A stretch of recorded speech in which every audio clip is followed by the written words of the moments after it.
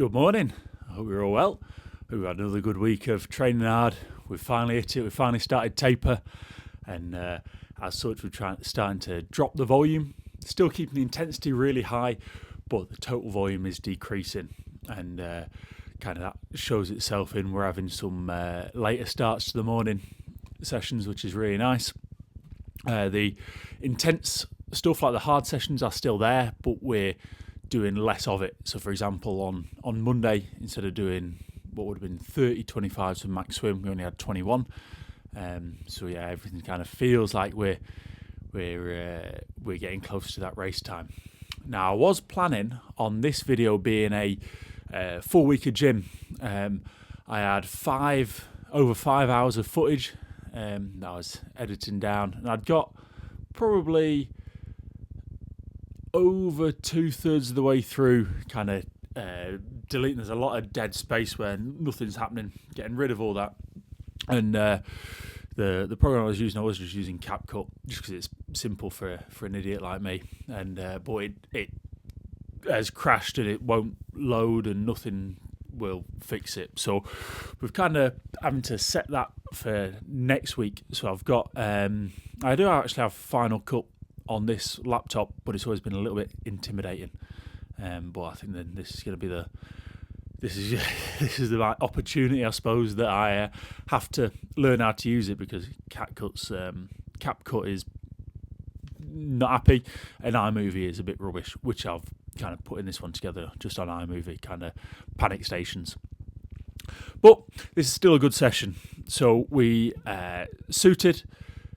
So because we're getting closer to race time, we want the preparation to be we want to be feeling like that routine of warm up, suit up, activate, race. That routine is really autonomous. So what we've got here is a stand-up 100 fly to start with. So we've got obviously me here in lane 7, lane 2, lane 3, whatever you want to call it. And then we've got Jacob Whibley here. So Jacob Whibley, he's been on some of the videos before from when we've raced, and when he was training with us in Manchester, he kind of just does his own thing, and he decided he fancied to go at some racing today. But I'll let this first bit play out before I comment anymore.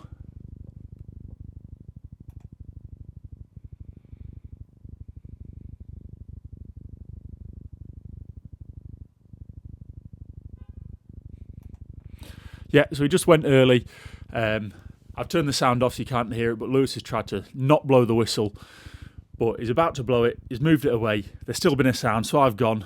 Wibbler's obviously gone early and not bothered carrying on. And so I think you can tell with a lot of this swim that ends up being quite distracted, which maybe that's a good thing that it happened. But I was actually 19 strokes there going out, which is one more than I would like to do for racing, and I think it never really looks like it's flowing. It all looks a bit little bit choppy, a little bit kind of up down rather than forwards, and I think that's even more exaggerated on this second 50. You see how low my hips are. There's not really a lot of connection in the stroke, and then the rate drops, and just about get into the wall there. Now I have no idea what the time of that 50 was. You know that Lewis is not started. Obviously, he's not anticipating me going. He's not anticipating Whibley just taking off whenever he fancies. So I don't have a time, and I'm not really that fussed. I don't need a time to be able to look at that and identify what bits that need to be better. One of the things, like I say, is the stroke looks short. So we went then from that 100. Just a 200 easy, so not really enough to clear lactate properly, but enough to just get us moving a little bit. And then we went into 450s. It was our choice how we started the reps. I was planning just to dive 2, push 2, but the dives were going so well, I thought we'll carry on. And so here we have then, this is the first of them, Whibley, nice and fresh. And then obviously here I am, still suited. And all through this, to be fair, my underwater off the start was feeling really good. That one was 4.8 to 15. A little bit kind of scrappy up and down, 10.5 through 25. Stroke rate 63, then into 57, so that rate is dropping. Probably as I include the breaths, really. And then we see coming into the finish, there's just no need for that, is there? No need for this extra stroke. Let me click it back a bit. Like, I'm already basically there. I'm already there. I don't need to add that little bit in. But never mind. That total time was 24.7. So with a real finish, who knows? This next one, this set's kind of weird. So I think actually that you end up, although you're producing lactate, you actually clear it a little bit from the 100 on that first one. So this rep I was 4.6 to 15 off Lewis's timing, 10.2 to 25. So that's 0.3 faster to 25. And it looks good. The stroke looks long, even though the rate is still high, 64 to 57.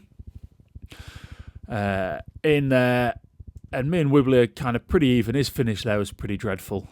He on the first one was 23.9. So I think for him that is really good. I think, yeah, it'd be interesting what he'd have gone if he'd actually done a proper 100 at the start.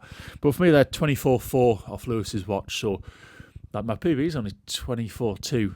So I think a lot of the speed that we have been doing will transfer onto rep number 3 then.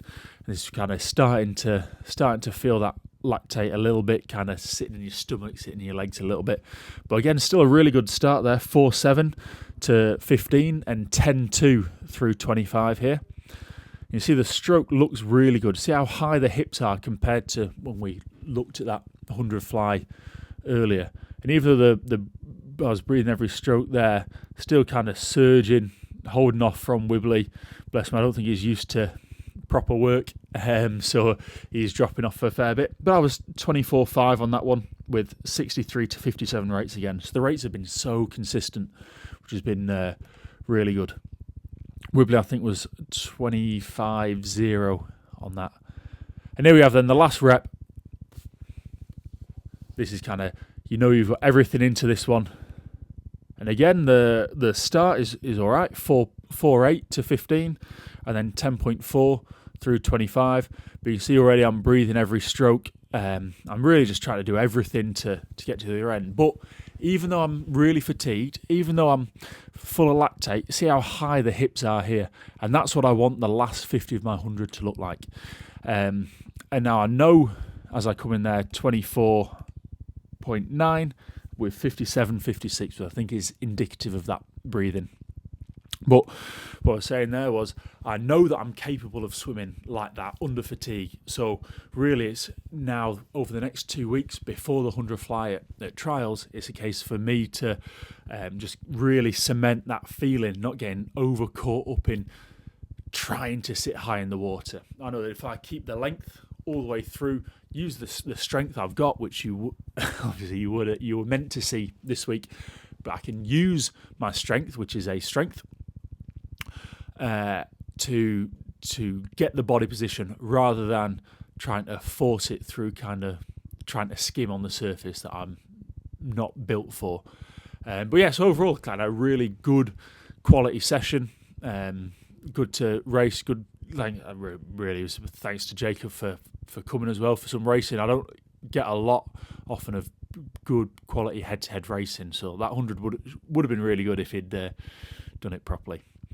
But yeah, that'll do from me. So I'm going to leave you with some photos. Obviously, if you leave your phone with someone to do some video, and of course, a load of extra things appear on your camera roll. So if I have to enjoy them, you can enjoy them as well.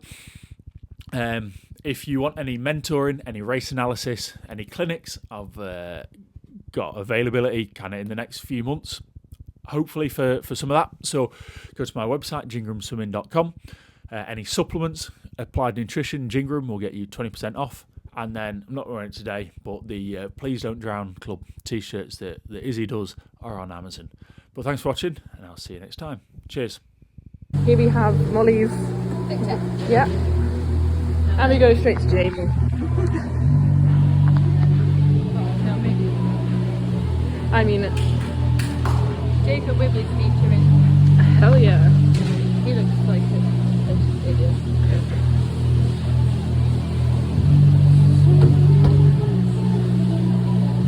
Never mind, we'll pause and start again.